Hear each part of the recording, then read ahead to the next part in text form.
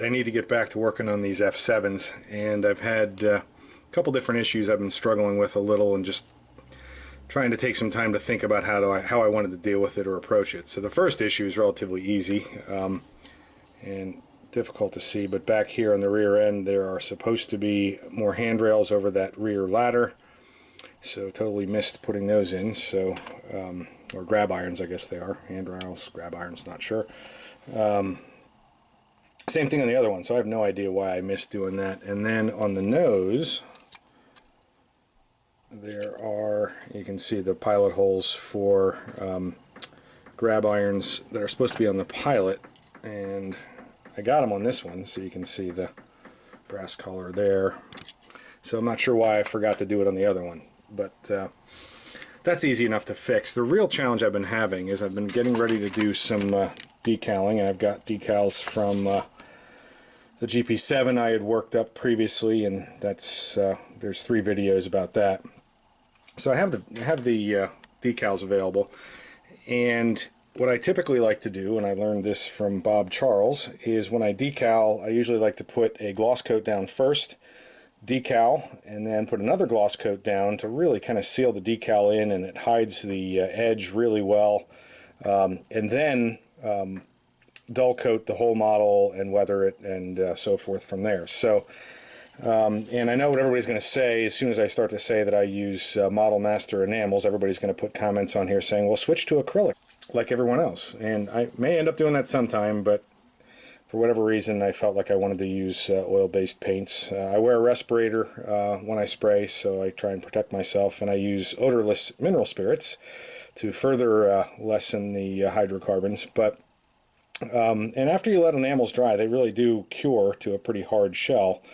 But the challenge, you know, if you want to use acrylics over enamels, that's fine, although acrylics tend to yellow over time, at least so I've read. So what I'm toying around with doing is using, and I've read this online, and I've talked to a couple people, and that seem to think that if you use Model Master lacquer clear and lacquer flat, now obviously you have to thin those with lacquer thinner, and I've tried. I put a little lacquer thinner directly on the bottom of this sill, and if you so that might be a good place to do a test where I basically try and clear coat. I'll start with a gloss, clear coat the sill using a lacquer, and see if I can do it in thin enough coats to get it to work. And if it doesn't work, then I'll obviously have to switch to a acrylic clear coat and gloss coat. But even those, it's like I said, it's hard to find in a spray can.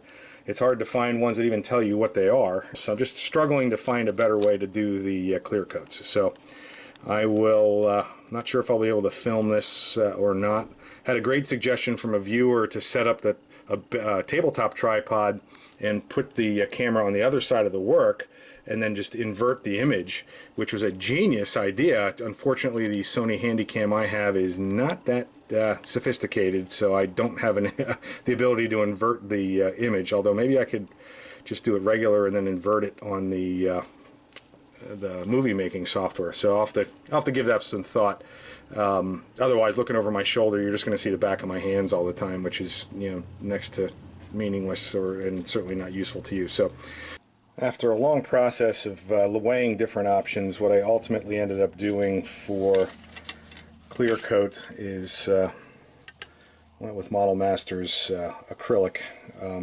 Apparently Model Master does make an enamel clear gloss. I have not been able to find it at any brick and mortar store, and even online it's like a 3-week lead time. So apparently some people say you can, if you're very careful, you can lacquer clear coats over enamel.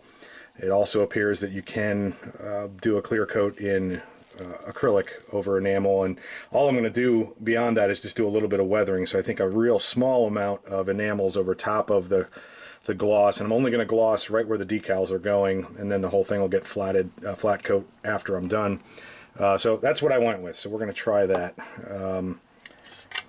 And I added in the missing grab irons to the tail of both locomotives, and one of them I hadn't done the grab irons, the horizontal ones, on the nose. So Those are all done now. They've been clear coated right where the door emblem is going to go, where the B&O is going to go on the side, and then the road number goes all the way at the back. So forgot to clear coat on the number boards, so we'll have to see if I might just brush paint a little bit of gloss on those. So now to decaling. So we'll see tomorrow morning. Let these dry overnight. Tomorrow morning I'll put a little gloss coat over top of the decals just to really seal them in. Then I can weather and then do the number boards and paint the handrails. And then I'll probably do some fading, mix up the same blue paint, which is a combination of Blue Angels blue and flat black. And then I'll probably do that and then go back the other way and put a little bit of white in it just to show the fading, because again, these units in 1974, they were probably at least 10 years since they were painted, maybe a little bit more, and they were used heavily by the B&O, particularly on this part, the area from Butler up through East Salamanca, New York. Very, very windy, with a lot of topography to it. So the 1500 horsepower 4-axles provided good tractive effort, but they were probably running wide open a lot of the time. So a lot of soot and just a lot of wear on these locomotives. So I'm going to use photos I have from Mike Zolich's book of both of these. So both of these were seen and photographed in 1970s, early 1970s, on this section of railroads. So again, this 4648 was a former Bessemer in Lake Erie. That's why it has the winterization hatch when the standard B&O units did not. And as I pointed out previously, this former Bessemer in Lake Erie unit did not have front-end MU equipment, and had as a result of it, they had a larger capital crest than the standard B&O units that had MU equipment through the front door. So I still have to paint the MU equipment the proper colors, red and black, per the photos. But so we're getting there. I have to clip off some of the handrails and grab irons on the inside, but making progress finally.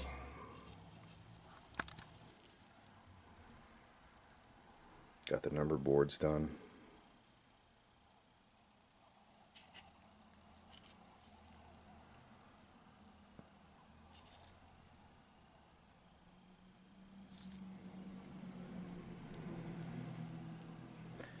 So we'll keep going. All right.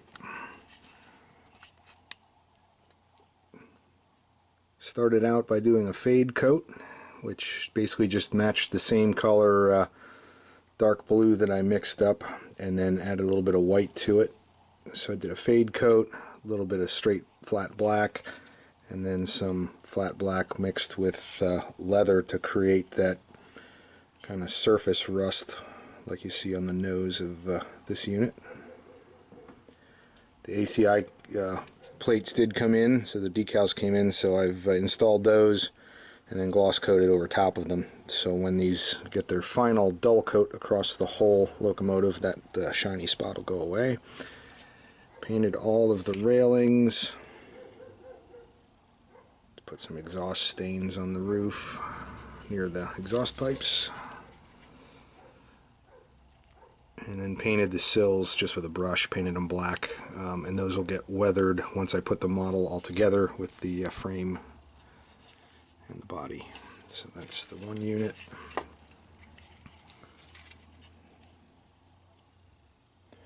Still need to figure out how I want to put cut levers on the front and back of these units, but haven't figured that out yet, so that'll probably happen after the fact. You'll note that this one, the grab irons are yellow. That's just going by the photos. Painted the MU connection per the photos as well, with one side being red, the other one being looks like black. And then by photo, these have actually have a dual beam sealed headlight. So I left space for the clear plastic lens to get slid in from the outside, and then fabricated a brass tube, and then somewhere here on my workbench, where did it go? Just used a piece of, I can't find it right now, but I used a piece of flat copper and actually soldered it across the end of the tube, and then chucked it in my drill and spun it with the drill.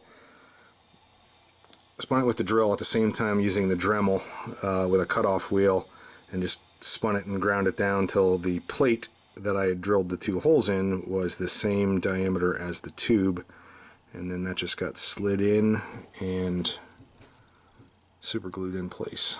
So that I think will work pretty well.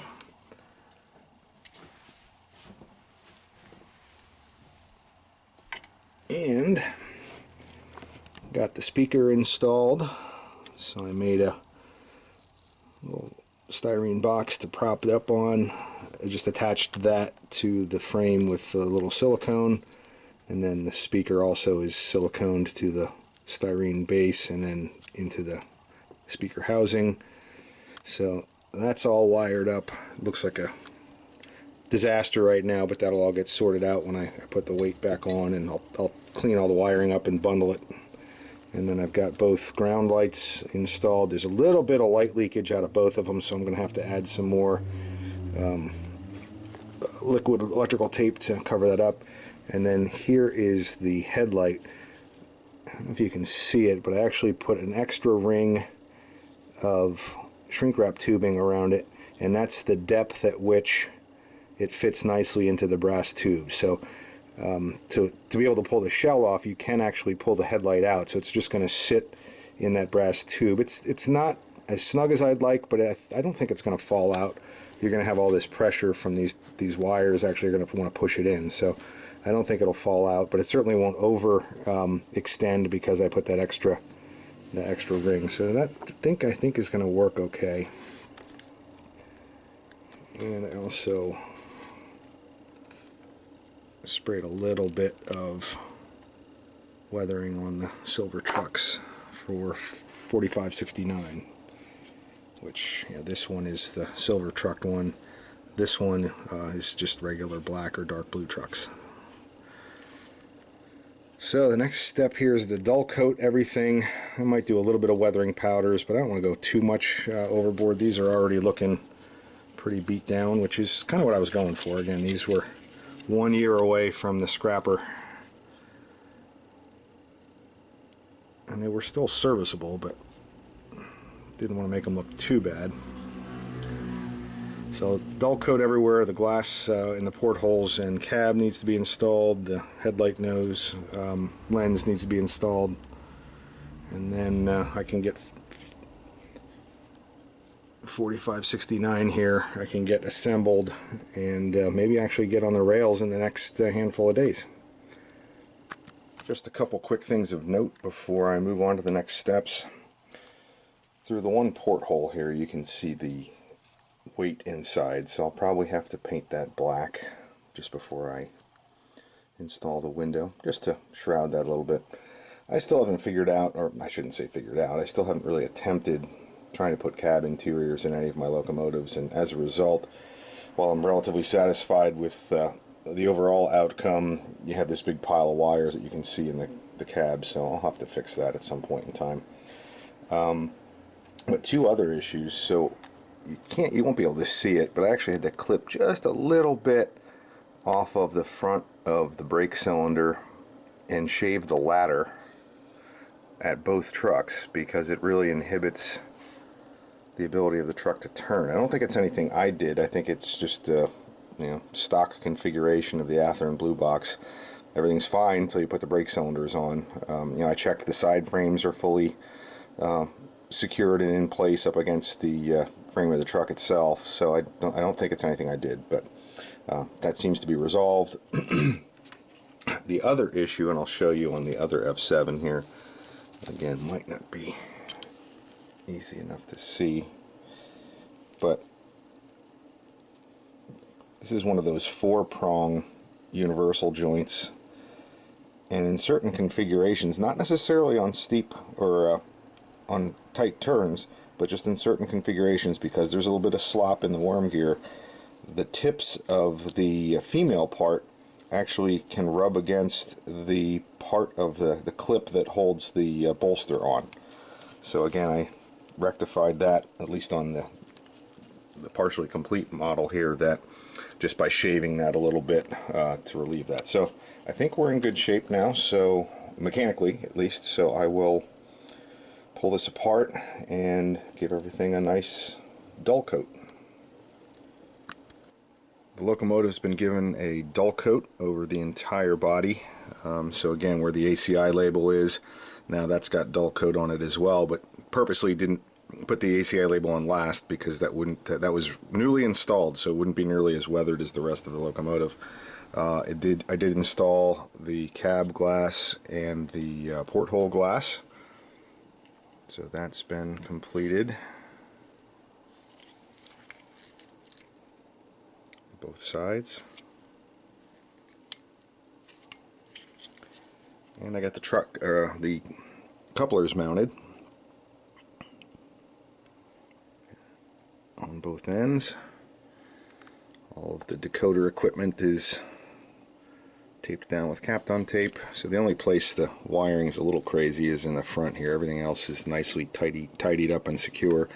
Again, this is what I did to do the headlight, and that slips into the brass tube here, and that's the brass tube that I had soldered an end to allow, see if I can get this behind, yeah, you can see the two drill holes, and that's just painted black in there with the headlight lens installed with a little bit of canopy glue around the edge, and creates a very effective appearance of what would be a dual sealed beam modern headlight, which is what these in 1975 this locomotive had on the prototype. So that is about it for detail. So the last thing I need to do is paint up the couplers, weather the couplers because they're just perfectly black, which that never appears to be the case, and then weather the side of the fuel tank. And if you recall from previous segments of the video, I can't believe I looked at the original video. This started back over 5 months ago, so I'm happy I'm almost done with this project. But the fuel tanks I'll need to weather a little bit, but as you may recall, the sill on the F7s, either out of EMD they came with no sills, or B&O cut the sills off. What I did is I just painted the sills black. So once I do the couplers, I'll reattach the body and I'll weather the sill and the fuel tanks at the same time so that they just kind of hopefully blend into one element rather than the two pieces that it presently appears to be. So we'll keep going.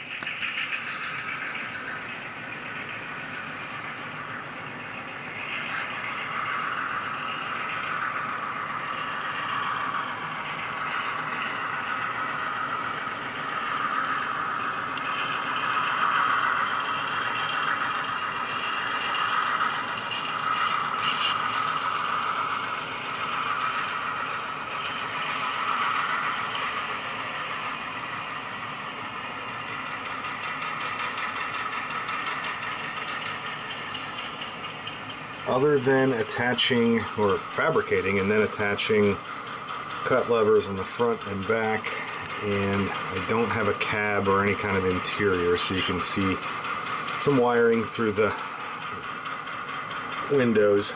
Other than that, I'm going to call this done.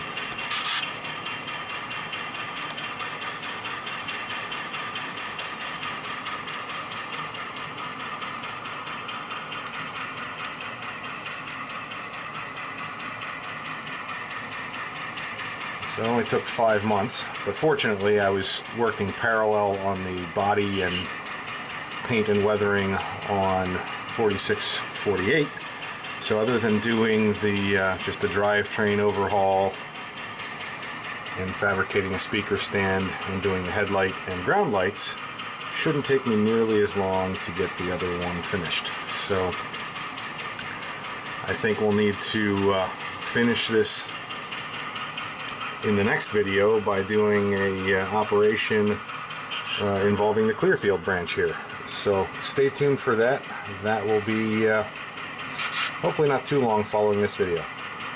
Thanks for watching.